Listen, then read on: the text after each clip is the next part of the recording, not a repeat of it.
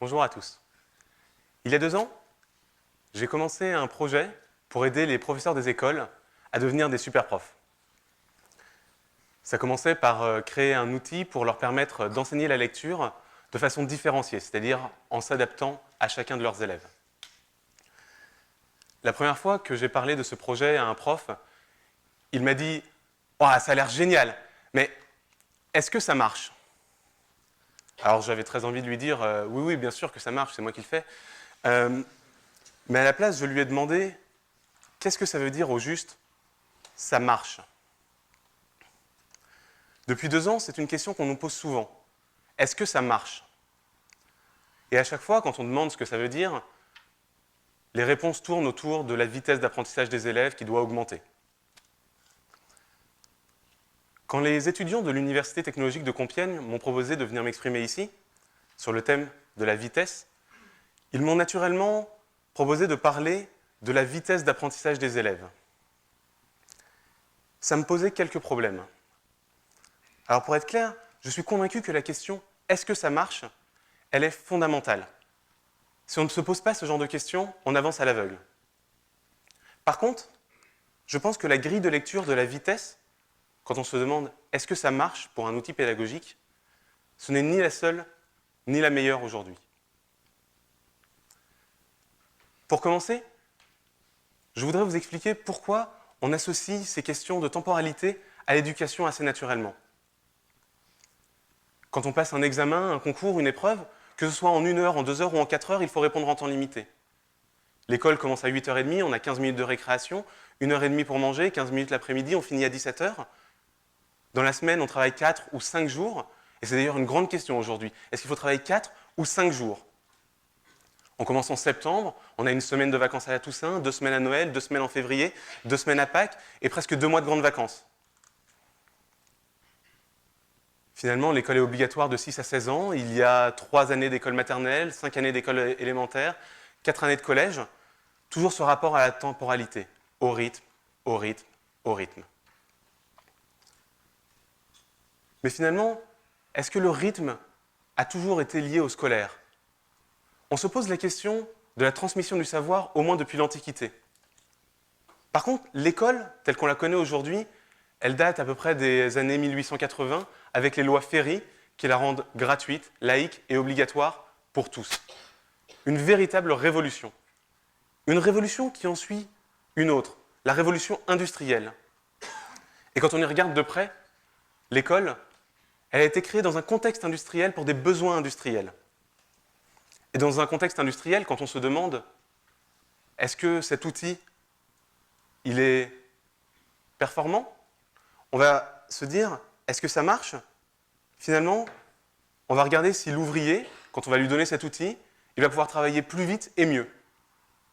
Le parallèle avec le système éducatif, c'est que l'enfant qui apprend, son travail, c'est d'acquérir des compétences, des connaissances, et donc un bon outil pour lui, c'est quelque chose qui va lui permettre de le faire plus vite et mieux. Et finalement, c'est un système qui a bien fonctionné pendant presque 150 ans. Pourquoi ce serait différent aujourd'hui?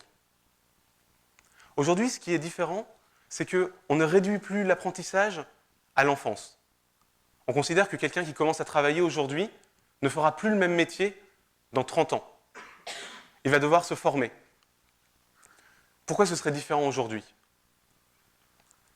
Parce qu'aujourd'hui, si je vous demande de savoir comment présenter une conférence TED, si je vous demande de quand datent les lois Ferry, ou alors ce que vous savez sur l'intelligence artificielle, votre premier réflexe pour vous renseigner, est-ce que c'est vraiment d'aller à l'école? Aujourd'hui, vous allez regarder sur Internet, et c'est très bien ainsi. Le rapport à la connaissance s'est modifié. Pourquoi c'est différent? C'est différent parce qu'aujourd'hui, on entre dans une conception du monde où ce qui peut être automatisé doit être automatisé. Et c'est bien. Personne n'est fondamentalement heureux de faire la même tâche répétitive 35 heures par semaine pendant 40 ans avec 5 semaines de congés payés.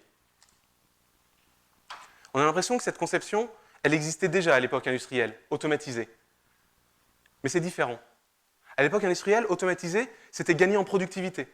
C'était éventuellement prendre un ouvrier et le mettre sur une chaîne de montage pour que ce soit plus efficace. Aujourd'hui, ce qu'on veut automatiser, c'est ce qu'on n'a pas envie de faire. Mais ce qu'on a envie de faire, on peut le faire. Ça fait des années que jouer aux échecs, les ordinateurs savent le faire mieux que nous. Pour autant, si vous avez envie de jouer aux échecs, rien ne vous empêche de le faire et vous serez ravis de le faire. Alors finalement, est-ce que ça marche? Eh bien, ça dépend déjà de quoi on parle, de quelles compétences on parle. Dans les années 2000, il y a un groupe de chercheurs américains qui s'est posé cette question. Quelles sont les principales compétences à acquérir pour les enfants aujourd'hui, pour le XXIe siècle? Esprit critique, communication, collaboration, créativité. Esprit critique, communication, collaboration, créativité. Ce qui est intéressant, c'est qu'aucune de ces compétences ne s'analyse facilement avec une grille de lecture liée à la vitesse. Esprit critique, communication, collaboration, créativité. Est-ce que c'est pertinent de demander si quelqu'un a un esprit rapidement critique? Est-ce que c'est pertinent de savoir si quelqu'un collabore vite? Ce n'est pas forcément une qualité. Par contre, se demander si deux personnes ont ensemble une communication profonde. Ça, c'est intéressant. Ou se demander si quelqu'un a une créativité qui est source d'idées originales, qui ont de la valeur. Ça semble plus pertinent déjà. Alors, est-ce que ça marche? Pour analyser cette question, on a à notre disposition 3 grandes théories pédagogiques. La première théorie pédagogique, elle s'intéresse à savoir si, suite à un apprentissage, un apprenant est capable de donner une réponse juste à une question posée. Si je demande à un enfant qui vient d'apprendre ses tables de multiplication combien font 3 fois 5 et qu'il me répond 15, c'est très bien. La deuxième grande théorie pédagogique, elle s'intéresse à savoir si à partir de ses connaissances, un apprenant est capable de construire son savoir. Si on dit à un enfant que 3 fois 5 ça fait 15 et que 3 fois 6 ça fait 18, et s'il est capable tout seul d'en conclure que 3 fois 11 ça fait 33, c'est super. Et c'est super même s'il a faux. C'est-à-dire, si il considère que 3 fois 5 ça fait 15 et que 3 fois 6 ça fait 16, ce qui est faux, et qu'alors 3 fois 11 ça fait 31, ce qui est faux aussi, on est content quand même parce qu'il a compris le principe. Il a compris que 3 fois 11 c'est la même chose que 3 fois 5 plus 3 fois 6. La troisième grande théorie pédagogique, elle s'intéresse à la métacognition et au groupe. Elle va s'intéresser à mettre ensemble ces deux élèves, celui qui connaît ses tables de multiplication mais qui n'a pas compris le principe, et celui qui ne connaît pas ses tables mais qui a compris le principe, et va voir si ensemble ils peuvent répondre à cette question 3 fois 11 en ayant tous les deux la bonne réponse et compris le principe. Aujourd'hui, notre système éducatif, il s'intéresse beaucoup à cette première théorie pédagogique, qu'on appelle le behaviorisme. On va enseigner, ensuite on va poser des questions, on va voir si les réponses données sont bonnes. Un outil pédagogique est pertinent s'il augmente le taux de bonnes réponses données par les élèves. Dans les études secondaires et dans les études supérieures, on s'intéresse un peu à cette deuxième théorie pédagogique qu'on appelle le constructivisme. On dit souvent en mathématiques, par exemple, que ce qui compte, ce n'est pas tellement de donner le bon résultat, c'est surtout d'avoir compris le principe. Malheureusement, à l'école, on s'intéresse peu au socioconstructivisme, cette troisième grande théorie pédagogique, qui pourtant serait essentielle pour analyser les grandes compétences dont je vous parlais plus tôt. Ces 3 théories pédagogiques, elles ne sont pas du tout opposées. Elles sont pertinentes tous les 3. Elles sont juste un angle de regard, un angle de vision différent sur l'apprentissage. Et c'est intéressant de s'appuyer sur les 3. Pourquoi est-ce qu'il y a aujourd'hui un décalage entre ce que les chercheurs considèrent être des bonnes directions et ce qu'on observe à l'école? Je vais vous surprendre. Pour une fois, ce n'est pas la faute des hommes politiques. En effet, l'éducation nationale, dans ses textes, est très en avance sur la pratique et généralement en phase avec les grandes théories du moment. Typiquement, aujourd'hui, on parle beaucoup de resituer l'apprenant au cœur du système éducatif, de faire en sorte que ce soit l'école qui s'adapte à l'élève et pas l'inverse. Mais quand on regarde, c'est dans les textes depuis plus de 30 ans, avec les lois Jospin sur l'éducation quand il était ministre de l'Éducation nationale.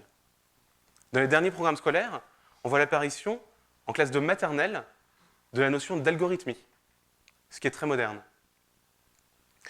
Qu'il y ait un décalage entre la théorie et la pratique, c'est normal, ça a toujours été le cas. Le problème, c'est qu'aujourd'hui, le changement de paradigme qui a lieu est très rapide. les réformes structurelles que l'on doit mettre en place, elles sont lentes. Elles sont très pertinentes. Il faut repenser la formation des maîtres. Il faut repenser notre rapport à l'évaluation. C'est tout à fait pertinent. Mais ça prend du temps. Dans la société que j'ai co-créée, la Lilo, pas la Lila, on s'intéresse à ce changement de paradigme d'un point de vue technologique, en créant des outils technologiques. Le bon point, c'est que ça permet d'être beaucoup plus rapide dans ces changements. Mais on se confronte à deux barrières psychologiques. La première barrière psychologique, elle est liée à l'inconnu. D'une manière générale, il y a très peu de gens qui comprennent ce que c'est les nouvelles technologies. Et comme on parle d'enfants, une population fragile, on trouve que ça ne fait pas bon ménage de mettre quelque chose d'inconnu avec des enfants, une population fragile. Du coup, une grande partie de notre travail consiste à expliquer ce que c'est que les nouvelles technologies, comment ça marche, comment ça doit être utilisé, quel est l'objectif, pour enlever cette première barrière psychologique. La deuxième barrière psychologique, elle est liée à la peur du changement. On entend beaucoup que de nombreux métiers, même intellectuels, vont disparaître. Et il y a beaucoup de professeurs des écoles qui viennent nous voir et qui nous posent des questions sur ce sujet. Je vais vous dire quelque chose qui n'est pas facile à dire et qui n'est pas facile à entendre pour eux. Oui, dans 15 ans, le métier de professeur des écoles n'aura rien à voir avec celui d'aujourd'hui. Qu'est-ce qu'il sera? C'est très dur de répondre à cette question. Et en fait, les meilleures personnes pour répondre à cette question, ce sont les professeurs des écoles. D'une manière ou d'une autre, nous tous, nous allons nous transformer en managers d'intelligence artificielle. Ce sera à nous de choisir quelles tâches on a envie de déléguer à des intelligences artificielles et quelles tâches on a envie de garder à notre niveau. Alors, est-ce que ça marche? En fait, la réponse à cette question, elle est très simple. Oui, ça marche. De toute façon, il y a un système proche de la sélection naturelle qui fait qu'un outil pédagogique qui ne marche pas, il n'est pas utilisé. Donc finalement, les outils pédagogiques qui seront utilisés, oui, ils marchent. La vraie question qu'il faut se poser, c'est qu'est-ce que ça veut dire « ça marche » ? Je ne dis pas que c'est une mauvaise chose que de s'intéresser à la vitesse d'apprentissage. C'est une grille de lecture intéressante. Je pense qu'il y en a d'autres, et il y en a d'autres qui sont meilleures.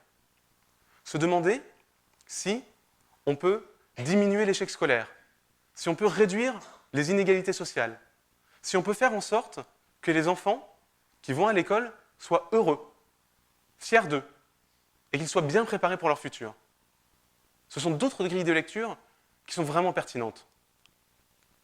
Mais pour passer sur ces grilles de lecture, il faut que nous tous, dans cette salle, nous changions notre rapport à l'éducation. Je vous remercie.